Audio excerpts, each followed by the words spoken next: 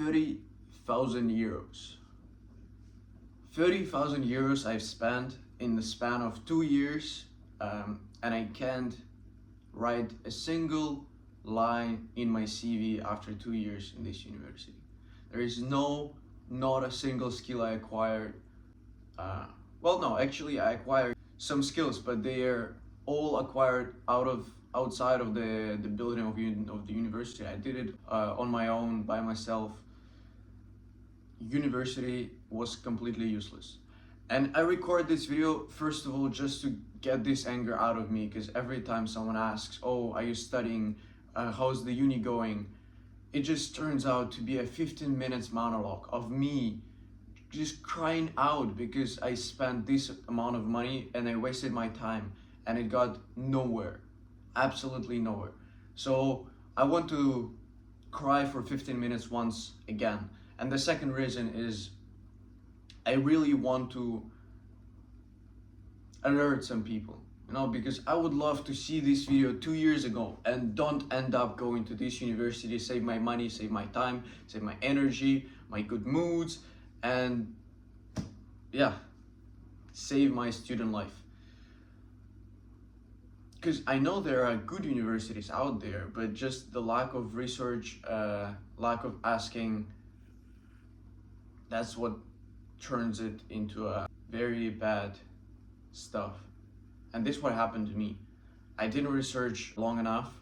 I had 5-6 schools on my list, chose 3, I applied to all of them, and I ended up getting accepted to one of them, where I went. And as you may understand, it was a very unpleasant experience. My name is Sava, I'm 20, and this is not a college is a scum video, right? We all know this bullshit already. I just want to tell you my story, show you my receipt from the university item by item, and then you go and decide for yourself if it's worth it or not. At least, in my case, it wasn't worth it for sure. I'm 2 years into international business degree and I'm not finishing it. Starting this September, I'm not gonna be back in this university because I'm sick of it. So in this video, I'm gonna try to tell you what was good and what was bad about my experience, even though there are way more bad stuff than there is good stuff. Let's get into it. First of all, that's the story. I still can't believe it. I cannot comprehend how this is possible. Half of my group are international students, half of them are Spanish, right? But we all study in English. It's a fully English course. All 4 years are in English, all our assignments are in English, all teachers, well, that's the thing, not all teachers speak good English, but some of them do, and they still have to speak English mostly, even though they sometimes don't. But somehow they decided that it would be a good idea to waste, one semester, 4 months of our time to learn English and prepare us for a TOEFL test. So you understand, one semester, one subject is around 1,000 euros, right? So all of us, the whole group, spend 1,000 euros each to be learning English and be preparing for TOEFL for 4 months. Even though each of us already speaks enough English to get into the university, which is B2 certified level, to get into the university. And some of our group were US citizen or UK citizens, which is also insane for me. Luckily for them, they managed to escape this torture and they changed it into Spanish. Which is also a stupid thing for me. Well, let us international students choose what language we want, because we study here in Spain. Some of us want to keep working here, and in order to keep working here, you kind of need some sort of Spanish, right? And I think it would be nice from the university to give out some kind of course in Spanish, right? So we learn Spanish. It's just common sense. What's even more stupid about this situation is that after these 4 months and 1,000 euros paid, we didn't get any kind of TOEFL certificate, right? So this is just incredible for me.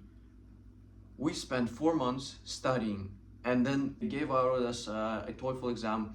We passed it, and then since they don't have accreditation from TOEFL, they cannot give us the real certificate. So they said, well, if you want a real certificate and you want these 4 months and 1,000 euros to mean something, you just have to go pay 300 extra and do a TOEFL exam yourself somewhere outside of the university.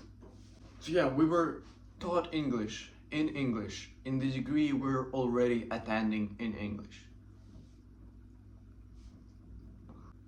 Obviously, we tried to go to the dean, talk to them, explain that this situation is unacceptable and we don't want this course, we don't want to pay money for this, we don't want to waste our time.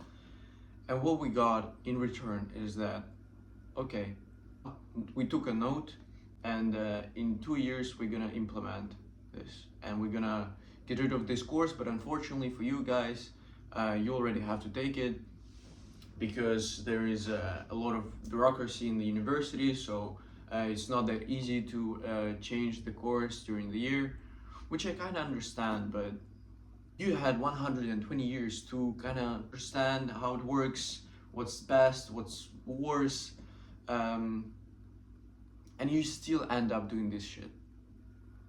This problem slightly leads us to the next problem, which is the internship trap, right?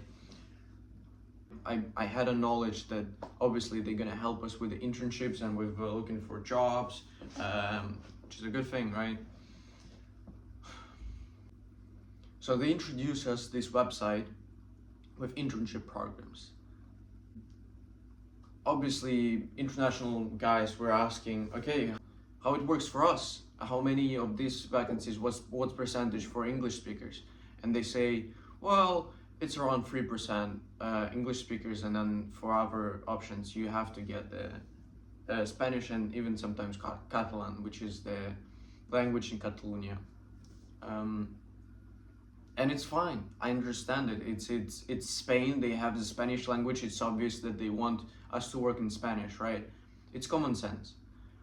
But for some reason, when I was applying, I was like, I heard that Barcelona is a very cosmopolitan city with a lot of international companies, so I assume that might be a chance that university has a contact with some of these international companies where I can work in English.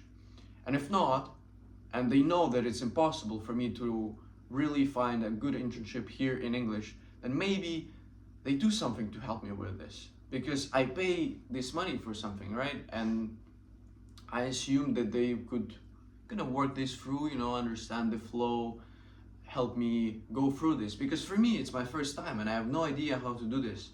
And for them, they kind of had 10,000 students already before, or even more, so they kind of get the flow, So they say it's 3% of the whole vacancies are in Spanish, which means it's around like 10, 15 opportunities, and just obviously way less than international people who doesn't speak Spanish in our university. And at no point they said that, oh, by the way, in order to get an internship, you're kind of advised to have a professional level of Spanish. Obviously, I asked them, so what do you want me to do? And they said, well, if you don't find an internship on this platform, you can do this outside of the platform in your own country. And I'm from Russia, and for several reasons, it's kind of unsafe for me to go back to Russia. So please, if you're applying for international business or BBA programs in English outside of your own country, somewhere in Europe, please think it through a couple of more times than I did. Ask them if they help with internships, if they have a lot of opportunities for internships in English, if they have the course of their own native language of the country taught in the university for free or maybe as an additional course. Please ask them about these details, because I was incredibly stupid not to. And now I'm here 2 years later, regretting this so much. So I want less people to be in my position, be in my situation. So please, please, please watch this video and check all these things with your university. Next thing is product, place, price, promotion. And this is not only about my university. From people I talk to who study in other universities here in Spain or all over the world, in the UK, in Germany, and other countries, it's everywhere. I graduated IB and I studied business in IB.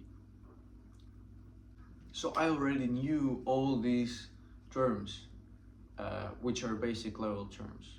The conversion funnels, the 4Ps, 7Ps, marketing principles, and etc, etc, etc. I was warned by my business teacher at school that first year is kind of the same, it's similar, you're gonna have some new stuff, but also some previous stuff as well. I was ready for this, right? First year goes by, nothing new at all. Just same terms, same formulas, same thing.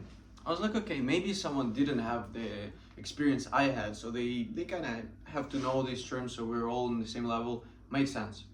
Second year, nothing new. Zero. Same formulas, same balance sheet, profit and loss account, same, absolutely. Nothing new.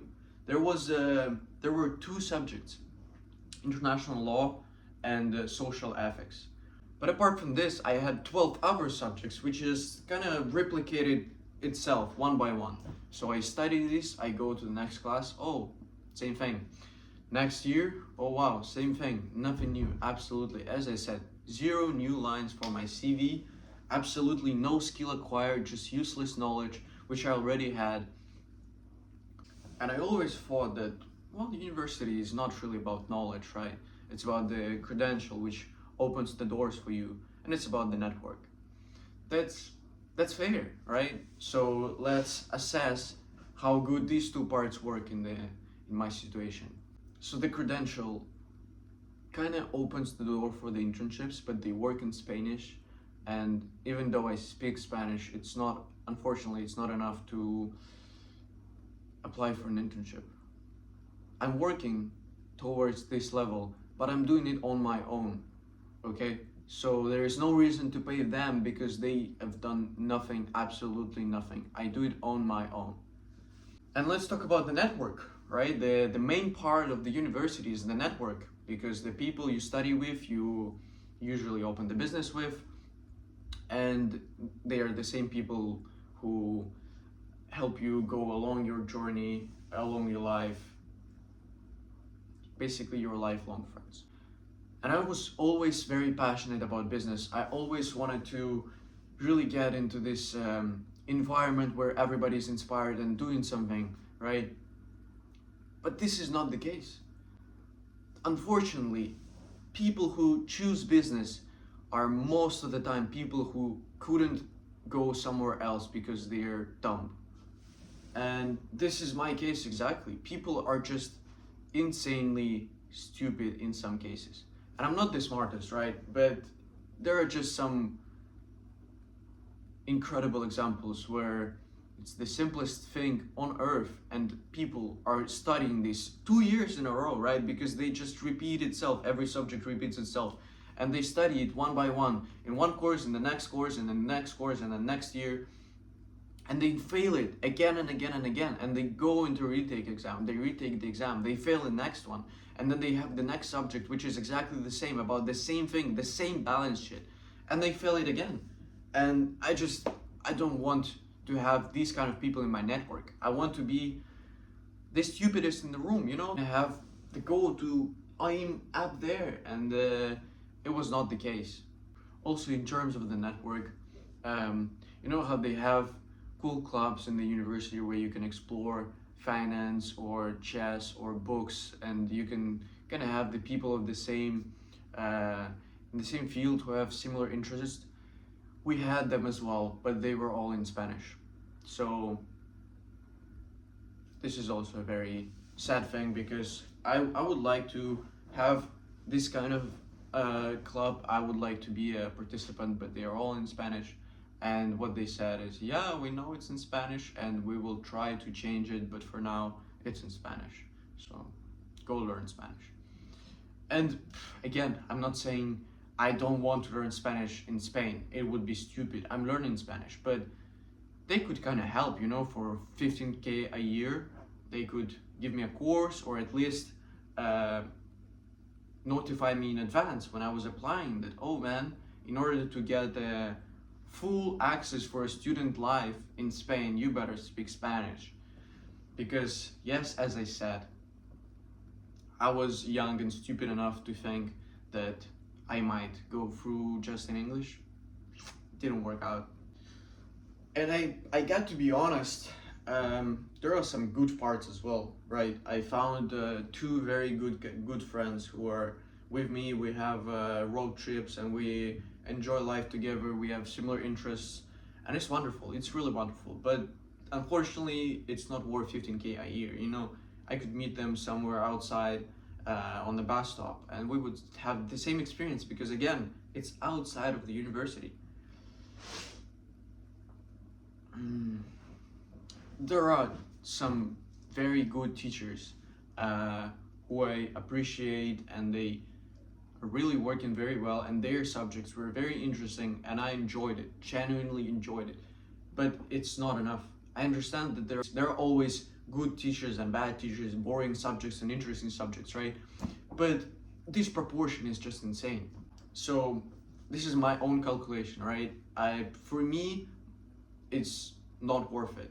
No vale la pena, vale? And I think that the best decision now is to at least get a gap year and see how I live without uni. Your decision might be different, but my main goal here is to force you to think a bit more, you know, just to sit there an hour or 2 hours or even a day, talk with your parents, with your friends who are already studying, find friends who are, or just people from the university you want to apply to and talk to them. So spend a little bit more time than I did.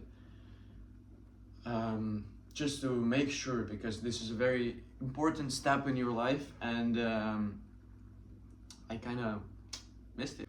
Please ask them questions, make them answer it in writing form and then analyze it all and see if it's really worth it. I think that's it for today. This video got a bit emotional because it is emotional for me, very sensitive topic, because I'm still very frustrated every time I talk about this. I hope you won't be because of this video or because of other factors, because you are smarter than me and you fought for a bit more and yep. Enjoy your life, get more happy days than not happy days. Love your siblings, love your parents, love everybody around you, spread love and receive love. I think that's the most important thing to do in your life. Be happy, don't be not happy, and lots of love. See you later.